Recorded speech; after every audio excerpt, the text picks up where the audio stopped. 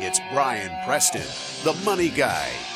There's been some updates in 2020 on the way you can save for retirement. So we wanted to give you guys some stats on retirement savings basics, and then what are some updated stats for you in 2020. Sure. And here's what we found. We know retirement savings, salary deferrals on what you can do in your 401ks, your 403bs went from $19,000 to 2020. Now you can do $19,500. Yep, so $500 pickup. A little pickup. And look, that's not the only place we've had a pickup, is because if you're 50 and over, I'm quickly approaching this. You can now in the past it was $6,000 a year catch-up contribution. Now it's $6,500. Huge. And why does the government do that? They want to encourage you. They know a lot of you guys, when you reach 50, retirement's right on the horizon.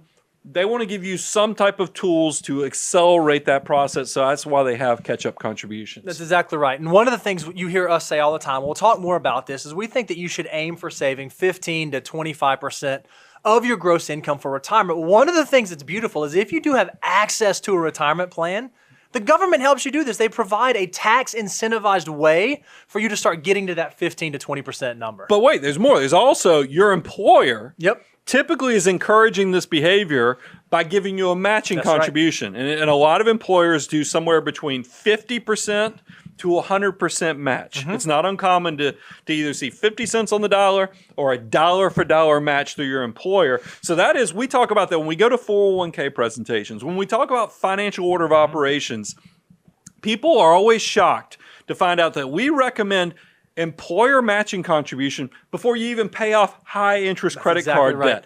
And the reason why is that, Bo? It's because if you are getting a dollar for dollar match on your contributions, that's a 100% rate of return. It doesn't matter how high the interest rate on your credit card is, it's probably not 100%. So if you can get a match, that is free money, 100%. You can't walk away from that. It's just too valuable. So imagine our just sadness when you find out, Vanguard did some research, 35% of participants in retirement plans are not getting the full match. I'm going to say that differently. It seems to me like 35% of folks out there just don't care about free money. They just don't want the free stuff. They say, you know what? You're going to give me $100, but just give me 70. That's all I care about. Don't give me the full thing. Well, I don't know. We've talked about this on several shows. When we go do 401k presentations, we could just offer a $20 bill. I'm always amazed. People will lose their mind for $20. Absolutely. So when we do these presentations, I could set up the table with $20 bills for every person in the room. Not a single $20 bill would be left behind. That's right. But this is hundreds of dollars, if not thousands of dollars, yet 35%. So 3 to 4 people out of every 10 don't pick up the money. That's exactly right. Another statistic that we saw is that when you look at the average employer contribution rate, so what's the average amount that your employer is putting in the plan, it's about 4.6%. So when you think about, okay, if I want to be saving 15 to 25% of my gross income and my employer is going to put in 4.6%, they're already starting to get you moving in that direction. They're already covering part of that for you.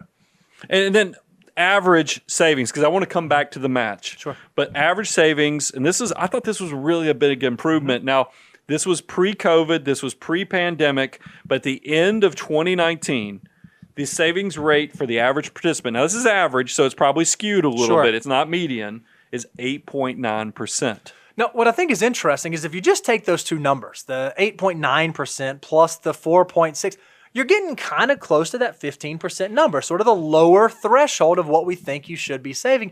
So again, the deck is stacked in your favor to get to that 15 to 25% gross savings number. We have people ask us the questions all the time.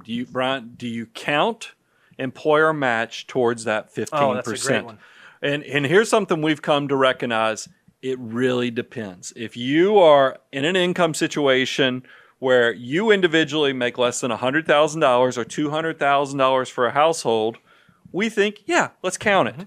But if you make more, you probably don't need to count it because, look, you're getting further and further away from Social Security and the other safety net features.